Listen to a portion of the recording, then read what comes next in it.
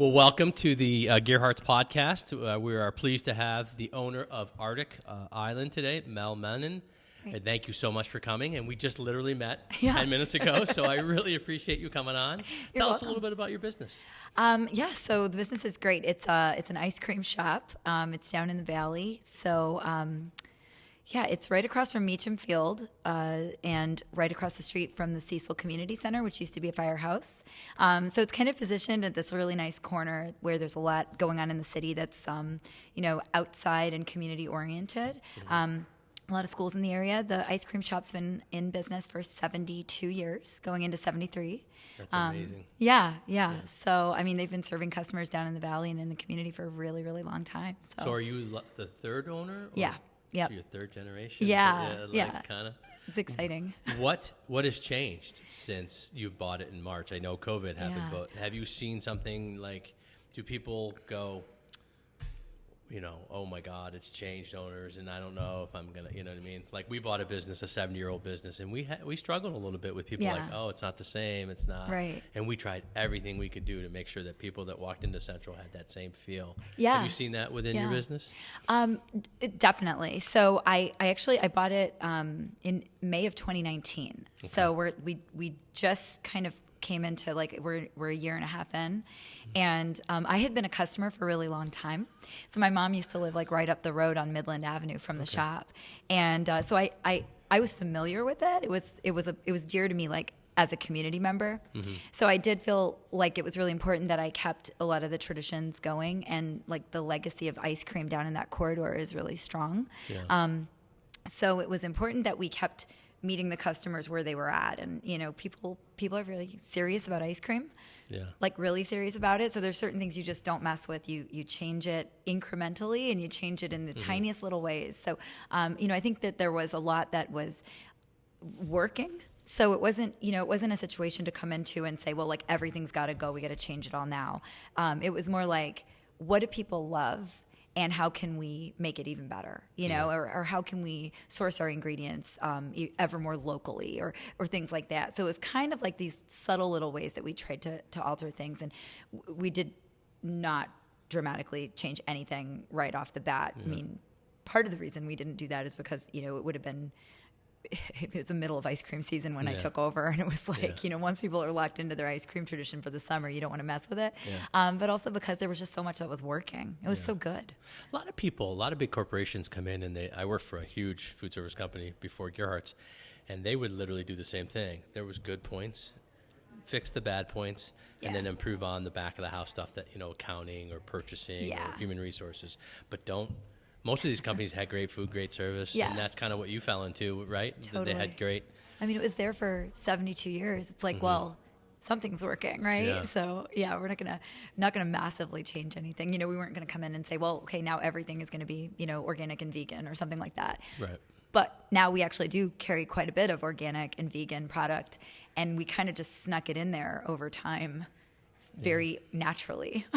So. People are. My son worked during high school for Snowtop, and that vegan ice cream. He brought it home one night, and I'm like, wow, that's not what what I mean. And we did Strong Hearts, and so I've been there a couple times to eat, and I'm like, this is good. This is really interesting. And so has there been other things that you've tried that have been a hit, or is there some things that you've tried that have been like, oh God? Gosh, so what have we done that has been, oh God? I'm not going to say nothing that we've done has failed, because that would be untrue, but I can't think of one, right off the top of my head. Yeah. We've had a lot of successes in just meeting the customer demand for vegan product. A lot of people were just asking for, dairy-free to begin with. Dairy-free was a big thing. Mm-hmm. And then as we started looking at dairy-free, we said, well, we can offer something that's dairy-free and also vegan. So why not just do that? Actually, our general manager is a vegan, and I'm a vegetarian. And our batch maker, the lead batch maker on the ice cream side, she's the ice cream shop manager. She's also a vegetarian. So a lot of us are really committed to plant-based diets. And so we said, well, but we don't have a huge agenda to try to convert people, but we thought, well, it's not about converting people. It's just about introducing really great products. So we started doing more and more with that. And we started batching vegan product in our batch freezer, and it's delicious. And so we're like, oh, this is really great. It's just beyond a dairy-free alternative. We now have all this wonderful vegan product that's good because we kind of, started offering more to even the dairy-free people. Like, oh, by the way, it's vegan. It brings up another sector of people that maybe not have come to your business. Yeah, for sure. So that's been a joy because we were able to bring ice cream treats or frozen desserts to more people, which are like amazing, right? Yeah. And then I think, even on the cafe side, we've tried to introduce more of the vegan kind of options, or at least plant-based options that didn't exist before, kind of, especially when COVID happened and we started to see some disruptions in our supply chain. We were just creative on our feet and we said, well, okay, so it's hard to get meat, or meats, the prices of meat are fluctuating dramatically. So in order to try to keep purchasing at a place where we can understand it and predict it, why don't we just, leverage more of what we do that's vegetarian and, kind of get people to try it and understand how delicious it really can be. Yeah. And, we just took a couple of risks there. We make a really good vegan tuna that I think surprised a lot of people. So that was fun. Yeah. I mean, that was like it was a win. And it wasn't a huge market, but it was fun to do. So because you're not from the food service. I mean, I was reading up on you. You're really in the educational consultant, and you work for a manufacturing company. Yeah. So what brought you to buy? Because it's a tough business. It is. It definitely is. Whew, yeah. So I had my very first job when I was a kid, I was 14 and I got a job working at an artisanal bakery. It was a woman who literally was like I was in a small town in Ohio, and she was hanging a shingle, and I was running through the town for like cross country practice. And I was curious. I chatted with her. She was telling me about this artisanal bread she was going to be making. It was like sourdough bread. It was the 90s. And I'm like, oh, that's really cool. And she said, well, do you want a job? And I took it. So I learned how to bake this amazing bread. And after that, when I was in college and, kind of throughout my life, I always worked in, bake shops or as a barista or something. I had like food experience. But yeah, my career was always in working with people, like as a counselor. I worked in workforce development, and then I worked in a manufacturing company doing the same thing. I did a lot of work in the community too. So I was working with Southside TNT, which is the Tomorrow's Neighborhoods Today program, and I worked on economic development projects. So what we were looking at really is, what's the economic ecosystem down on the south side of the city, and what can we do to strengthen it and improve it, and improve outcomes. When the Atlantic article came out in 2016, which was called How to Decimate a City, it was about, the really high rates of poverty, or the high concentration of poverty, specifically in the 205 zip code, which is where our shop is. And we were really sort of focused on saying, like, well, how can we help businesses and how can we help people, retain them? And so there were a lot of pain points, I think, for small business owners that were working in those conditions or, in those circumstances. We were literally just going door to door as a group to sort of talk to business owners and see how business was and if there was anything the community could try to do to be helpful, or the community group that we were a part of. And that's how I stumbled upon the fact that Arctic Island was going to be sold. It was for sale. And it's like, vision. Wow, that's crazy. And so when we learned about that, we were like, this is a real asset to the community, but it's a gem. It's been around so long, but it's such a, it's at this really important crossroads. Like I said in the very beginning, like there's the recreational fields, there are schools, there's the ice rink, there's the community center. Next to it is a housing, it's like an apartment complex for older people and people who have different kinds of disabilities. And then there's the firehouse and Faith Heritage School. So there's all this like really kind of like these institutions that are really important to the community. And this small business sits right at this, this crossroads, and it's important, right? Yeah. People come and have coffee there, community groups, the neighborhood watch group meets there, and, people do book clubs there, and faith-based groups meet there for various studies and things like this. We're like, gosh, we can't really lose this. It's important. Mm-hmm. So I said, well, do you have an offer? And the owner said, well, yeah, I have an offer. And I said, can you wait? Hear me out. I might have another offer for you. Mm-hmm. And he says, okay, well, I'll give you some time. And he gave me like a week or something like that to come back to him with like an idea. And I went back to base camp and talked to the people that I was working with. And at the time, and said, you guys, we can't lose this. We got to do something about it. And no one was really in a position to move forward on buying a business. And it wasn't necessarily like my immediate plan. Mm-hmm. But right away, I kind of thought, someone's going to go after this business. And if I'm in the position to do it, then I'm going to try. So we had a client who's doing a convenience store, and he's putting ice cream in it as part of it. And he said he had an ice cream store when he first started out in business, and he said they don't mind spending a little bit more after a long day because it's sweet and it's good and it makes you feel good. Yeah. And he goes, so even if I didn't make any money, he goes, I want to do that to make the customer feel good. And I want that. I want him to be here, and so ice cream does have that special spot. But you guys are a little unique because it's not just ice cream. You've got the restaurant side of it too. Yeah, definitely. And that's not as easy to, ice cream's not easy to run either, but you mix in both. And that's unique. That's probably, is that the only one in the area that does both like that? Yep. We batch all the ice cream too. So we make all our ice cream. So we're producing the ice cream that we sell, and then we're also running the cafe. We're doing coffee in the cafe as well, and then the soft serve ice cream and the Sunday bar service. So it's really a whole lot of moving parts, which is fun. I kind of like the chaos of it all. So I gravitate towards all of the different moving parts and kind of trying to figure out how they all can work together well in order to put on the right show for the community, right? And I think that part of that is also the jobs that we create and sustain down there, because it's a huge part of my interest in it. It's a place that young people can come to work and get really good, meaningful work experience in a wholesome environment, and be providing a great service to the community by simply creating a space where people can come. And like you said, they don't have to spend a fortune to have a nice experience. And there's like this nostalgia with the ice cream.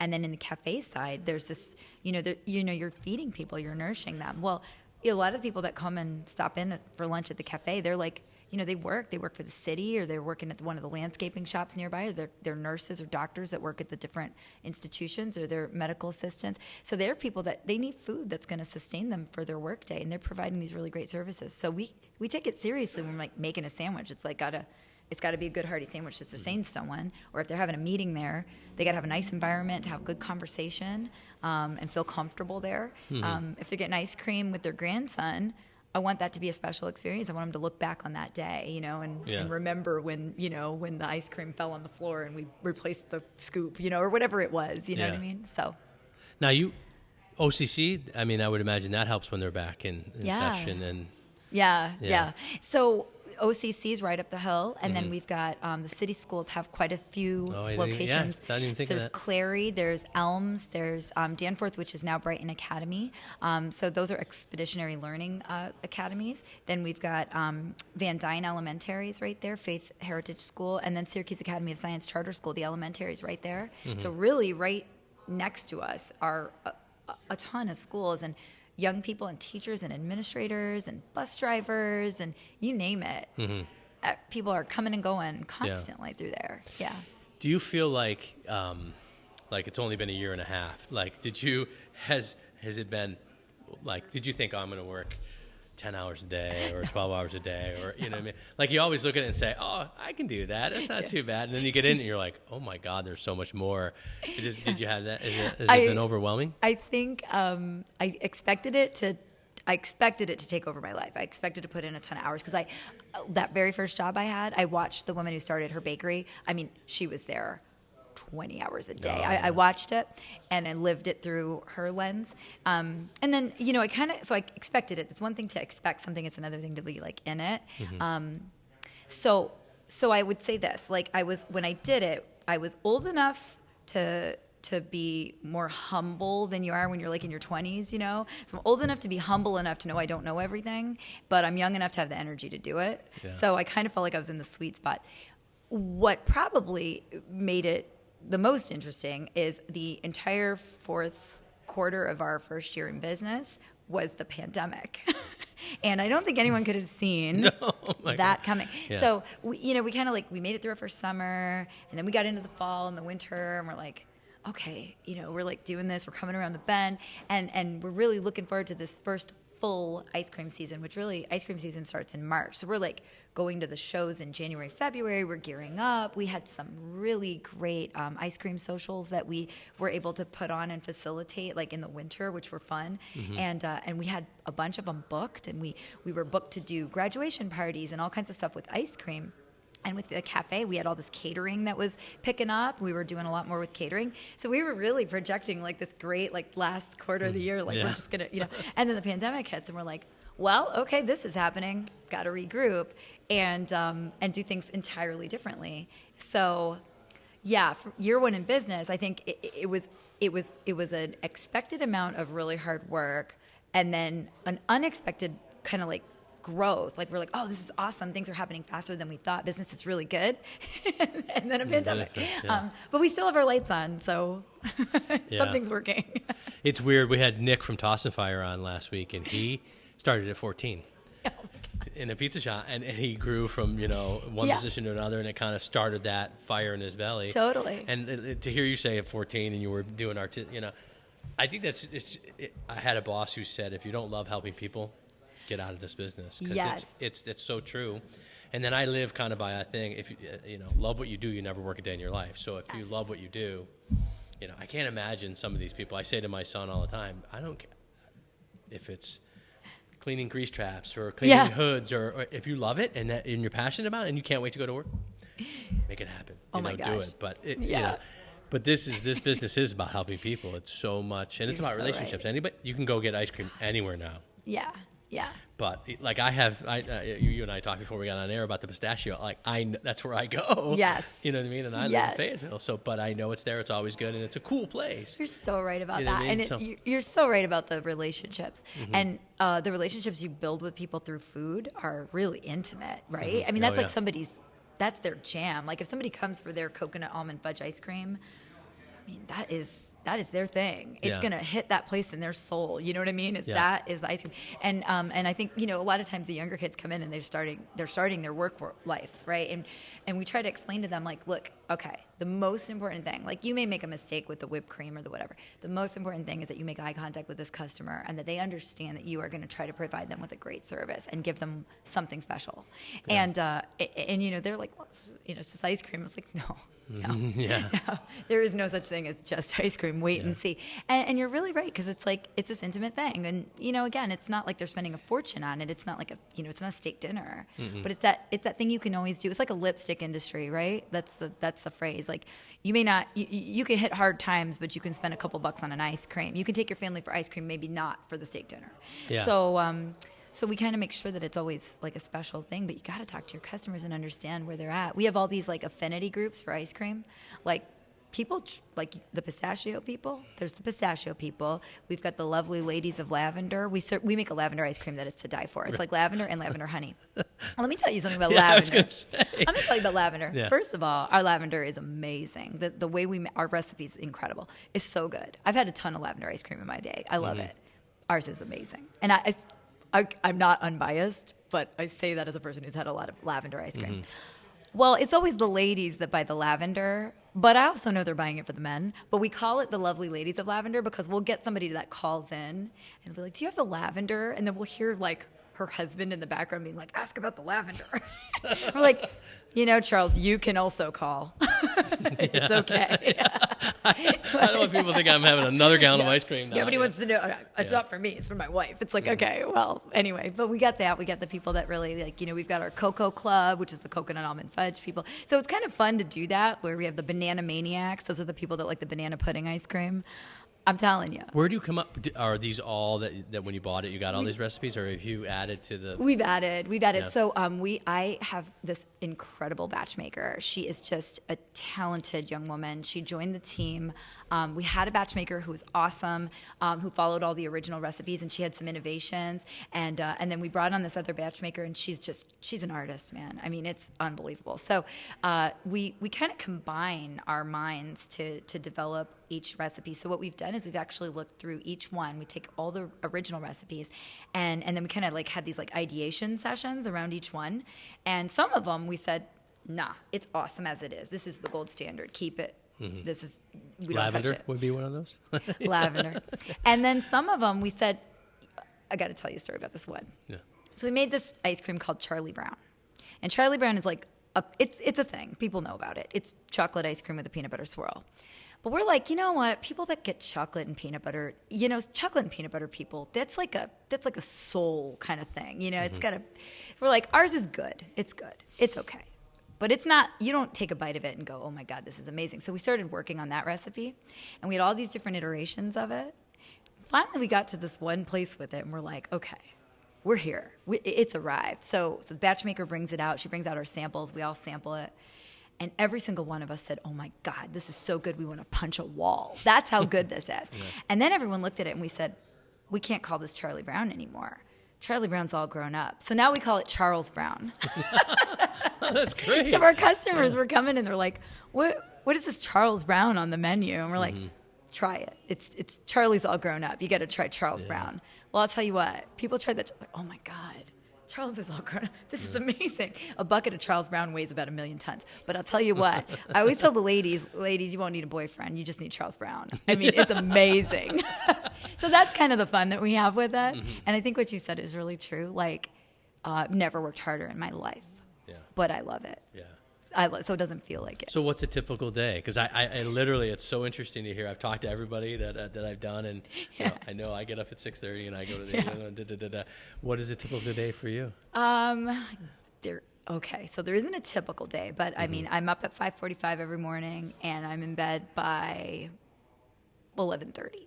Wow. The span of the day can involve a myriad of things. I mean, it's like calling in, checking in on the team, going into open or checking in on the openers if I'm not right there. Okay, what do we need? We buy our produce locally, so we work with the Brady Farm. They're right up the street from us, right on the south side. They grow a bunch of stuff, so we get our produce from them, and we also get it from Silver Spring Farm Market. So every day it's about AM. What do we need on produce? It's going to be fresh that day. We're going to go get it. I go get it. So we get the produce. We get that in. We're baking. We're cooking. We're prepping. We're making all kinds of stuff for the cafe. And then ice cream production is a whole different story. We're constantly batching because we batch for our shop and we batch for a couple other shops too. Oh, okay. So we're always batching, and we're always in need of something. So there's always stuff to order. There's always stuff to kind of taste and figure out. And then we've got our customers. We've got our delivery schedule. Right now, I'm our only delivery person. So, and we do ice cream socials. Like today, I'm just coming from an ice cream social. So, we might have a social. I might be on the window. I might be making sandwiches. Yes. And then, in the middle of all this, I'm trying to make our schedules, do payroll, and balance our books. So it's a lot. But I'll tell you, it all kind of happens at a clip. It's all this organized chaos. And at the end of the day, you did as much as you could do. And you wake up and you get it. The most important thing is you got to have your produce every day, right? Do you take a day off? Do I take a day off? I have an aspirational day off. I don't, and I know that's not. I don't yet, but we're moving. We're getting closer. Okay. I was so close to being able to take a day off a week, like kind of, and then our friend COVID hit, and then it was like, okay, well, everything's a little different now. But no, we're working towards that. It's definitely the goal. So we've been limiting our hours on Sundays. And we're trying to kind of, give ourselves a break day where if we needed to do a training or we wanted to do a deep clean of some specific machine that we could take it apart and, things like that. Now we're working everything in around the margins. Because COVID did, I know a lot of our clients, they were like, okay, now I can do this deep clean. Now I can take this thing apart.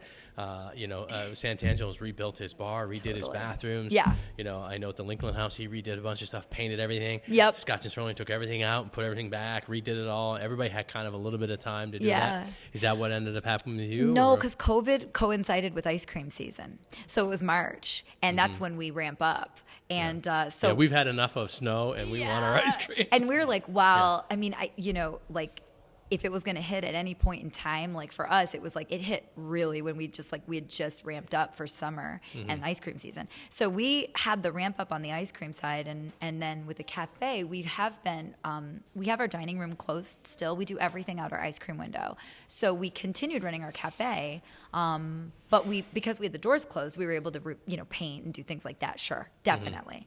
Definitely. So that was like a blessing, or we made it into a blessing, right? Yeah. Make lemonade. Yeah, absolutely. But we kept serving, and then we did some other creative things, we looked for these opportunities to be helpful, and in finding places to be helpful, we actually found these really neat partnerships with some of the nonprofits and the faith-based communities that we started doing dinners for them because they used to have volunteers do it, and with COVID they didn't feel comfortable doing it. So we were able to partner with folks and kind of keep cash flow happening on the cafe side in ways that we wouldn't have before. So, I'm really proud of the team for being so flexible, and I'm really, really thankful and grateful to the community for thinking of us as a partner in that time. So yeah, we started doing different stuff, but we never really stopped, or we couldn't. We really also, in the beginning when we kept a lot of the young kids, they were home. It was like school was out, and I said, well, the safest place for you to be right now is home. So we kind of ran the restaurant with like a skeleton crew for a little while. So we were all like, at the end of all this, we all need a spa treatment or something like that. Yeah. But that hasn't happened yet. So if you know any spas that are, but really, it did give us a space, not having customer interactions and not having the customers coming in and seeing them every day and spending time with them. All of a sudden we were like, well, yeah, we're making sandwiches and pushing them out the window, but we're not spending time doing that stuff. So we did get time to really think about, well, our menu and our sourcing and the business, the projections for the future, the 2-year plan, the 5-year plan, the 10-year plan. Yeah, it was like a pause button in a way. We got time to think about it, which is, I don't want to say it was nice because it wasn't nice. I'm not glad that COVID was happening, but at the same time, having a pause was an opportunity to really take a deep breath and look at things. Yeah. I think in the beginning, we thought the same thing. It was like, okay, we're in it.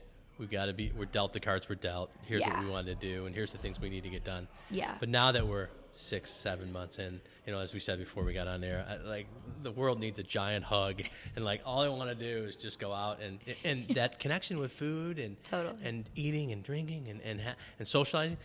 We got to figure out a way to get back to that, because everybody's stressed out, everybody's tense, everybody's like, what am I doing? Where am I going? And how am I doing it now? I think that's hard. I was reading on your website about community, and you've said it a million times during this thing. Yeah. Why? You're obviously very passionate, and your background is in that. Why is it so important to you to give back to the community? To the community? Yeah. Well, I'll tell you why. I didn't intend to become a restaurant owner, really, right? So I pursued the opportunity because I saw it as a mechanism for creating this platform of activity, a small little economic ecosystem within a larger ecosystem that was damaged, that needed help. It needs to be strengthened. And the ways in which that helps to strengthen the community are myriad. I mean, I think that, when people come in and there's a place that they can go and buy a sandwich that they can afford, or have a job where they can, put a little money in their pocket, I think that you're meeting in the middle in this space. And I think that, when people go out then back into their worlds of, their family and their block and their, wherever it is that they live and they make their lives, I think that if we can thread ourselves into that in some way and integrate ourselves into that in some way, then actually what we're doing is we're saying, look, we're a solid partner. This is a solid place. This is a part of the bigger system. We have leveraged our space for so much. Like, we did this huge thing with ITC's P-Tech program over the summer. And I learned doing that through my community work. I learned to do that when I was in the manufacturing place. I worked for a company called Darko, and they did a lot of community engagement with the schools. And I think the idea was, well, you get this machine shop, right? But nobody knows what goes on in a machine shop unless you actually bring people in to let them see it. And I thought, well, yeah, we've got this restaurant, and everybody knows a restaurant as a customer, but they don't understand all the intricacies of the business or how to make ice cream or this kind of stuff. And we said, well, why don't we peel back that layer of mystique and let people in and let them sort of see what it is that we're doing. And I think that when we're really transparent about that, and we invite people in, I think they really start to think about relationships, and they think about things like the supply chain, and they think about things like the economy in a way that drives home the point differently than if you just learn it in school. And I think that matters if you're trying to work in an economically depressed area, or a place that has a high concentration of poverty, where people are sort of disconnected from having things like consistent work, or having things like stable housing or secure housing and secure work. And the ways that plays out in a person's life are huge. I mean, we see it throughout somebody's educational experience and throughout the rest of their lives. So it's I don't mean to make more of a small sandwich shop than it really is, but at the same time, it is a really good way to kind of peek in and see, like how things work on a really rudimentary level, and then take those understandings out into the world and kind of say like, okay, so I have all these young people that are working there now, or I had all these high school kids that were able to do a project with us over the summer, even though school was, weird, right? Over the summer, who kind of got a glimpse into like how this all adds up. And affects a small business, and how small businesses affect larger businesses and communities. Like, this is really cool, right? So for me, it's like, we're making really good food and we're intimately connecting with people on that level. But then on this other sort of like bigger picture level, we're actually like, we're able to use what we're doing as like a platform of engaging much more broadly with people. And you never know what someone's going to walk away with and say like, oh, I'm thinking about this differently now because I had this experience. Whether it's our workers, whether it's the school kids that come in that we try to, share with, whether it's the, we get a lot of folks that come in that are retired and they just they swap stories. And I have learned so much from retired folks that come in to get a cup of coffee and are like, I ran a print shop for 45 years with my family. And I'm like, tell me about that. And then I hear about it and I'm like, oh my gosh, I take away a lesson every day, multiple times a day, from the people that converge on that space. And they feel like, too, like coming back because you would listen to what they had to say. And the owner of our company is 85, and he started the company in his garage. And to hear the story, to hear, I'm like, yes, he could just come in and tell stories all day, and that would be all that, and just the knowledge and the experience and everything. Totally. Our vendors that come and go, or the vendors that we work with, I always try to make sure the kids that are working at the shop or all the young people kind of get to know and understand who our suppliers are. I want them to see how it all adds up. So, I'm like, well, okay, we're going to get produce from this market. Well, she gets it from this place and the farmers and this, like this is how this all adds up, right? So that it's not random. Right. And the small business aspect too is really important because I think people now, you've seen the commercials and you've seen all the ads on and help small business. We've been saying it all along, like that's, we're here in this building because we wanted everything that we bought to redo this building was within a 5-mile radius. Totally. And it was important to us. It wasn't something that you had to do. We wanted to do it because we wanted to be part of the community. We wanted to be part of the fabric. Doing Salt City, we're part of that. We're the designers of all the stalls and all the thing. And that's been impressive to hear that mission. Giving those people that opportunity. And, I was talking to one of them today. She's doing a juice bar. And she was like, I just can't believe they're doing this for me. Like, I cannot believe, because I was showing her stand and what she's getting and what they're providing. Awesome. And she's just like, and I'm like, this is just the way. They're that type of people, that type of company, that type of, foundation that wants to do the same thing you're trying to do on a smaller level, but they're trying to really infuse that. And so it's good to see people give back and people to understand it's our community, it's our... like no one's going to come in and save us. No one's going to come in and do this stuff. We can do it, but you have to have faith. You have to have the ability to say, okay, I'm on board. I want to help. I want to be part of this. Totally. I think you're really, really right about that. Like, it's not, and it's kind of like what's interesting about being in this world of small business is that if we want to make it happen, we have to make it happen. I mean, and it's not this, we have to, we can. So what's cool about it is like I'm always trying to find a way to say yes. And, I think that we live in a community where, like, so many people do that it's really unique. I think Syracuse is amazing. I'm not from here originally, and I am here by choice because I think it's awesome. Yeah, what brought you to Syracuse? I came here originally from the city. I came here for graduate school, and then I stayed. I have 2 children, and I found that this was a community where I could be a single parent and raise my girls in a good way, and they work at the shop. Nice. You may see them on our social media accounts. They are the twins. Anthony's trying to teach me this whole social media thing. I watched my first Instagram thing last night for the first time in my life, so yeah, I'm getting there. Those 2 girls, they, school closed, and I was like, all right, hop in the mines, kids. This is what we're doing. I mean, that was it. And I think that for them, I mean, it was like, this will be such a formative experience, right? They literally had to come to work to save the family business.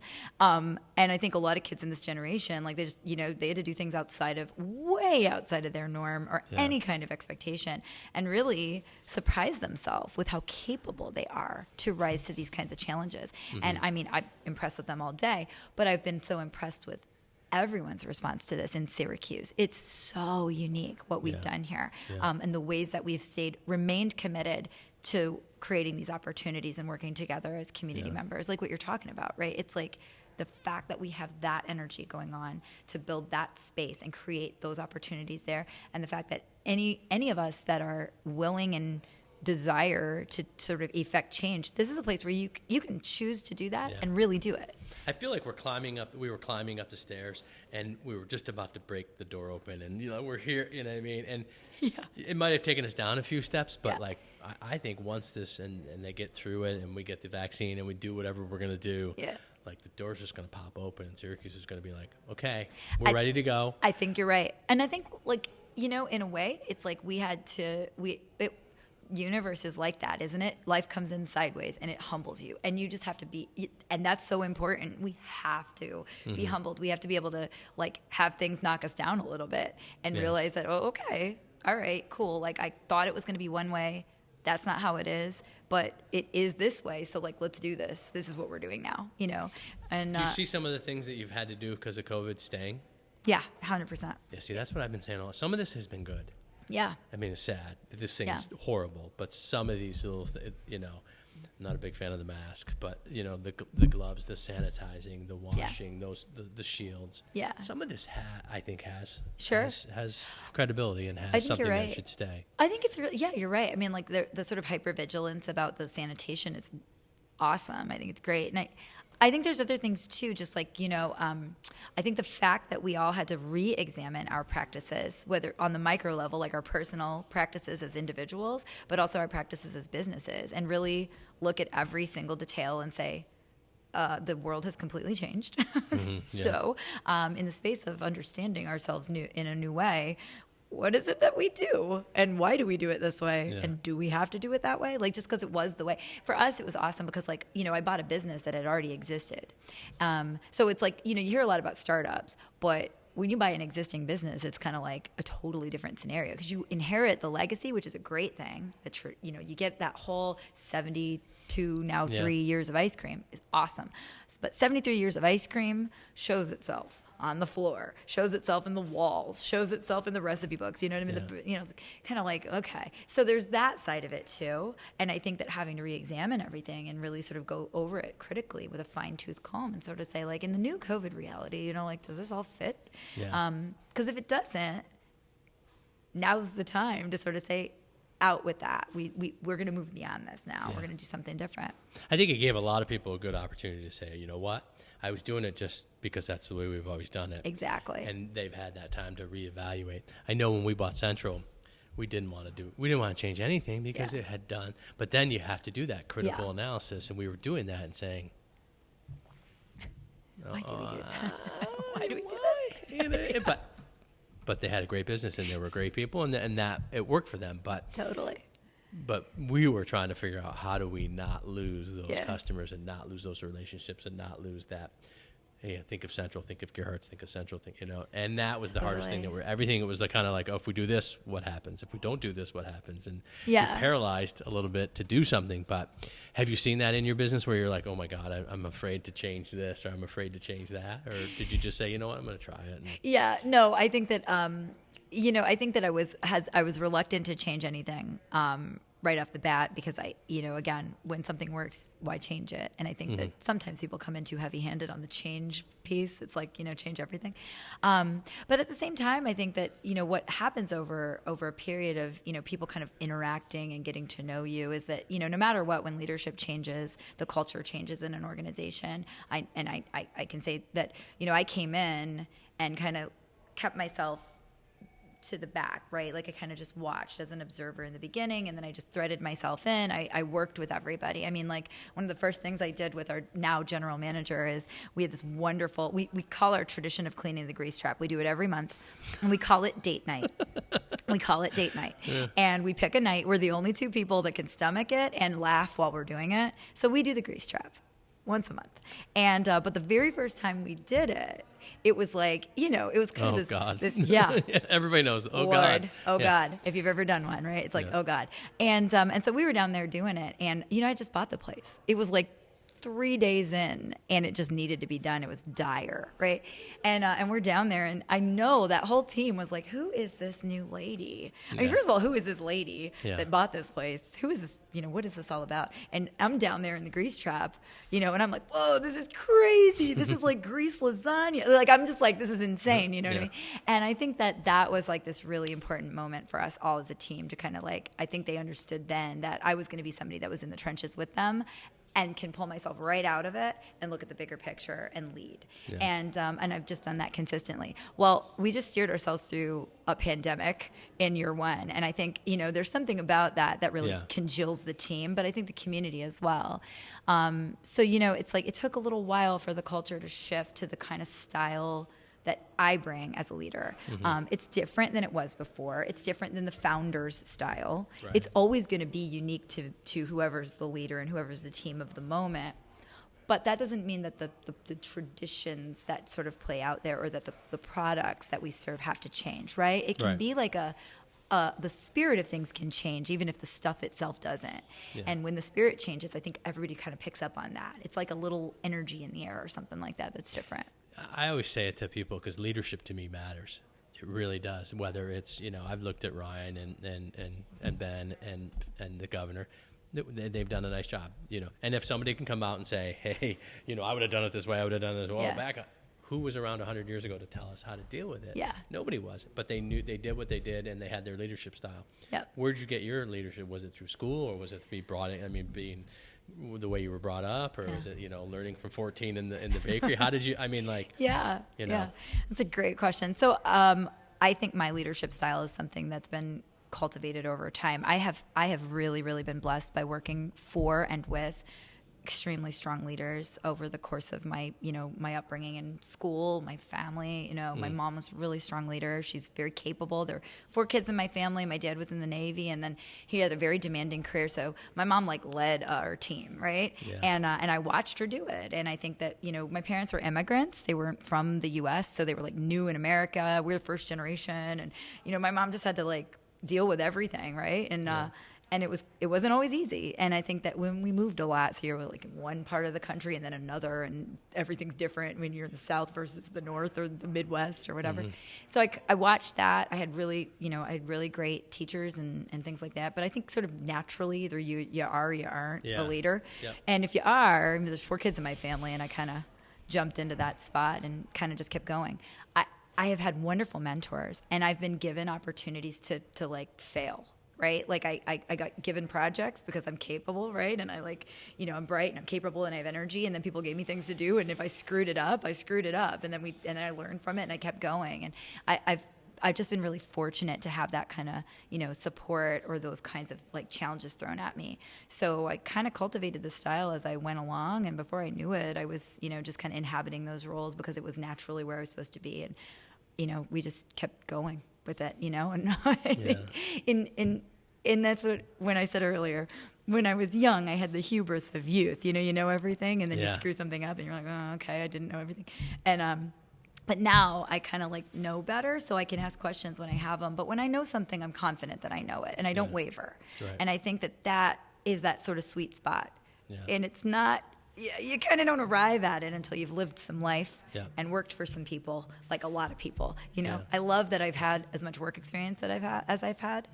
Because I've had to wear all these different hats and respond to all these different leaders making decisions. And it really helps too, because you're not just dealing with food or labor or suppliers. You like you said, the building, the floor, the grease trap, the roof. Snow plowing and landscaping and all this other stuff. You just have to make decisions. The Navy thing is really interesting. Because my uncle was an admiral in the Navy. And they traveled and traveled and traveled, and my Aunt Jan was the rock that kept everybody going. And they're fierce, those ladies. But then here's the other story. I think about Syracuse and you. He retired from the Navy, and he was in D.C., and he got a job in Vestal, New York. And I'm like, Uncle Bill, you've lived in Brussels and Dallas and D.C. and San Diego, and you were in China for a little bit. Vestal, New York? He goes, Mark, I love it. And they haven't left. He's been retired for 25 years. And he goes, Mark, the people, the culture, I'm at home. I love it. And I'm like, it's great to hear people say that about Syracuse, because Are you from here? Yeah, I'm one of 7. So, but I'm the only one that's there. Like I have a sister who lives in Cass, but like 2 are in Boston, one's in Annapolis, one's in Virginia, one's in Rochester, and then my sister's in Cass, and I'm here.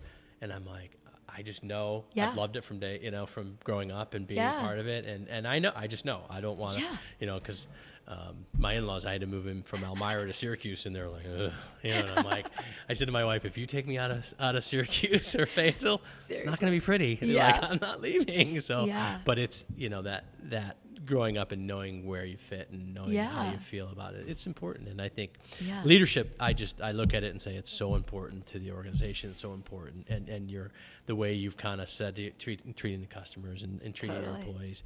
Oh my gosh. You either have it or you don't. And the ones that have it are the ones that I just love talking to, because it's kind of what we've ingrained in what we do here too. You know what I mean? So totally. And I think that, you kind of respond to that energy in other people too, which is great, because I think that, if you're an effective leader, you're able to form collaborative partnerships outside of your own, world, because you've got to, if you're going to survive. I mean, it's just got to be a web of, integrated systems.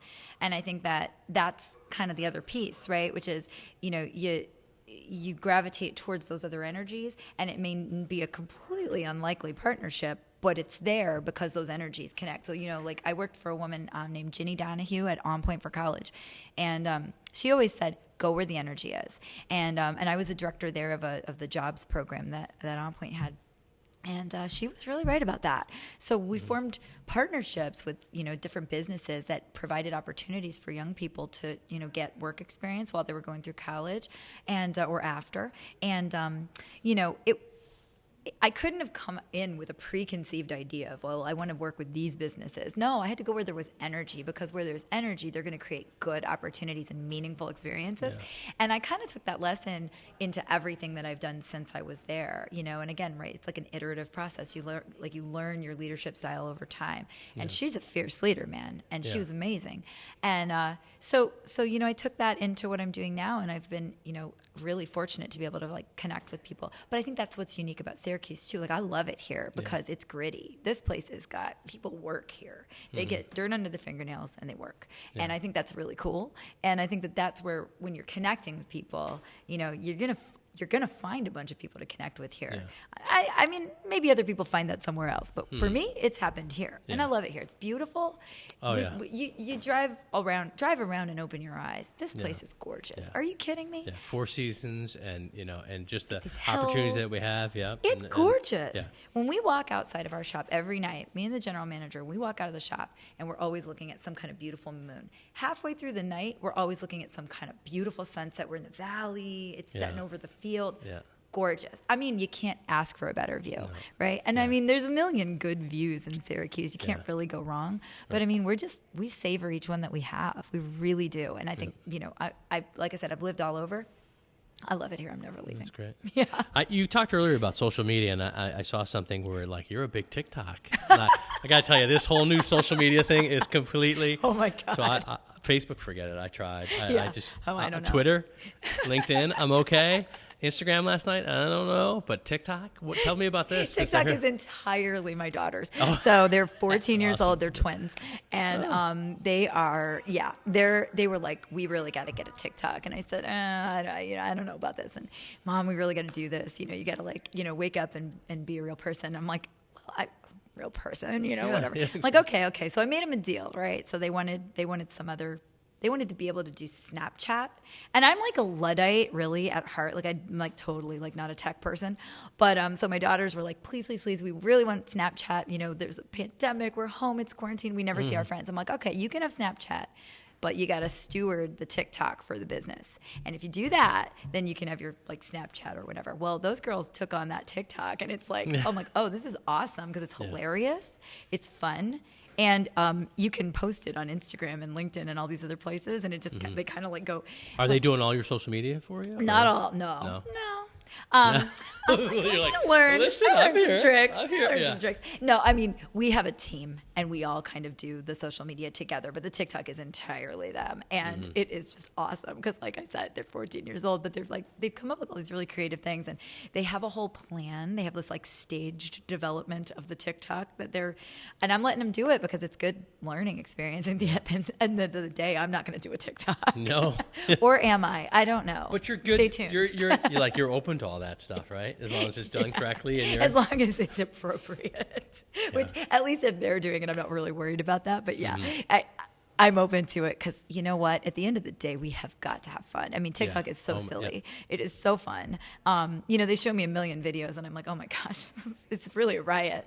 So I don't have time for that, but you guys can do it, And I kind of like, it's a little bit, when we talk about leadership style, as if I have capable people, I love to delegate. I love to say, you seem to have a real interest in this, go with it, and if you make a mistake or get into a jam, let me know.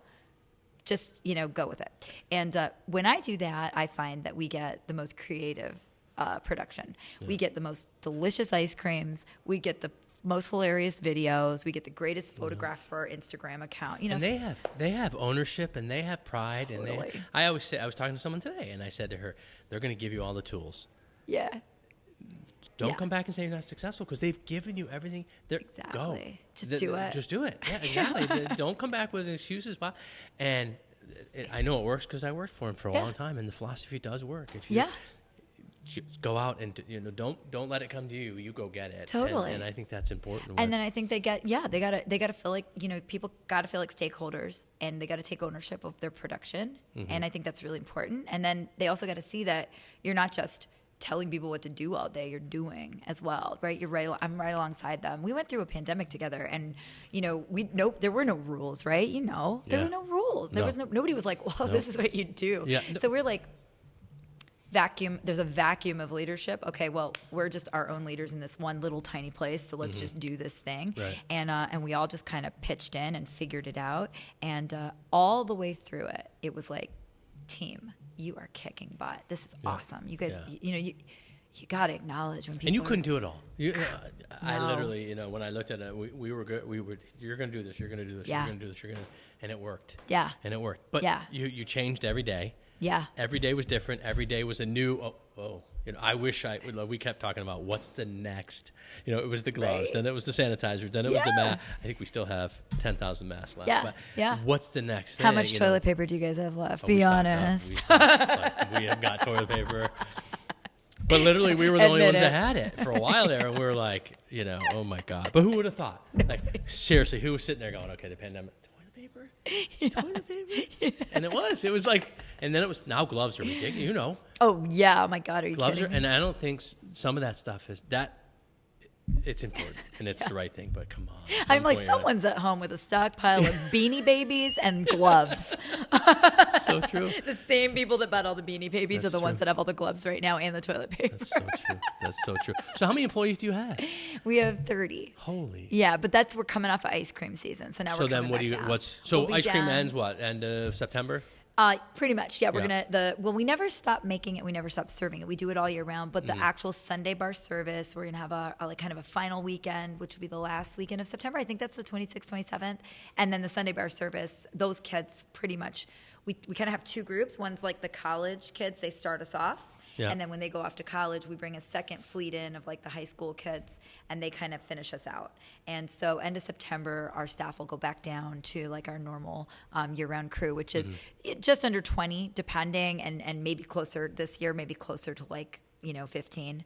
So we've got kind of our regulars, and then we've got the folks that come in and do a little bit of after school work, and we try to make sure that they get hours and they get time to come in and do customer service. And do you have any problems with labor, or is it kind of like, hey, like I know when I worked at Friendly's in high school, I got all my buddies to work with me because it was a great job, and then when they left, I would imagine that, people said, oh, go work there, it's a great place to work. Is that what you have? It's huge. No, I can't say that I've had any problems. That would be untrue.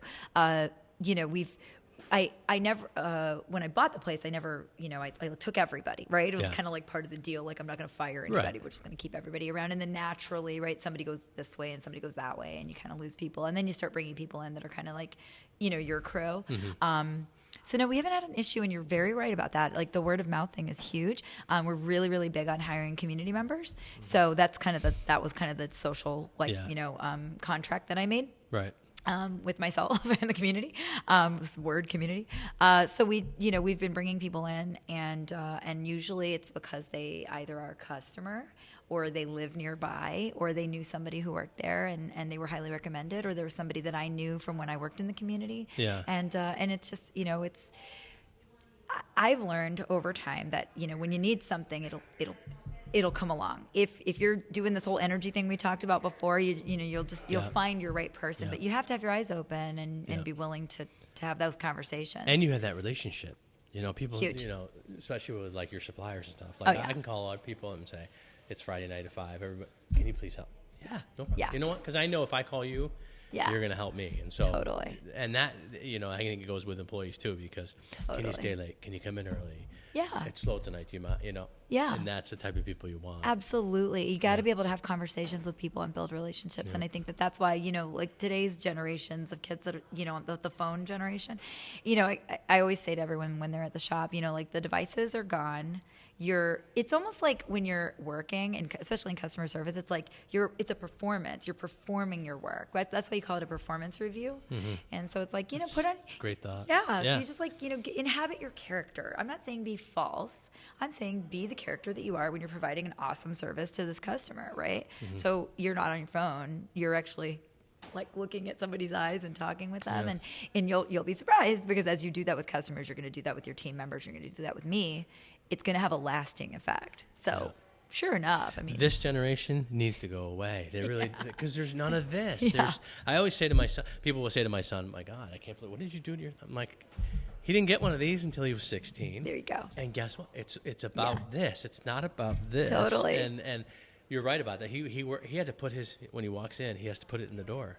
Right. He can't have it until he goes out to the break or comes. And I'm like, he's like, well, what do you think about it? I go, you're there to work. You're not there to. Yeah, exactly. And I think and that hurts from it's good for customer service and it's good for you, but from a social standpoint and from the society, we're losing that interaction. We're losing those relationships because of.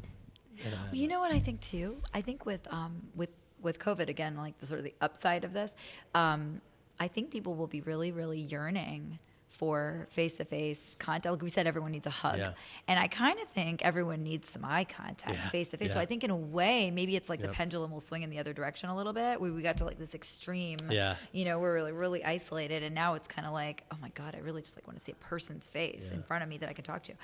So maybe that'll help a little bit. I don't know. Yeah. People have been pretty creative. But, for the young people that work at the shop and the way we try to work with them to say like, look at, the screen's one thing, but this is where it all happens. And, you're really not, we would be doing them a disservice. If I want to say like, look, working here is going to be meaningful for you later, I always try to talk to the young people about how the skills they learn at this little ice cream job will translate to when they're, an engineer someday. Whatever it is that you're learning now, trust me, you're going to need it later. Yep. And it's all going to start with, can you talk to people? Yeah, it's true. If you can't. What are you going to do? Exactly. If you can't, it could be your relationship with your girlfriend or your wife, or it could be, you're with family, and it could be friends. If you can't communicate. Exactly. Right. And meaningful relationship. I've said it on this podcast 10 times probably.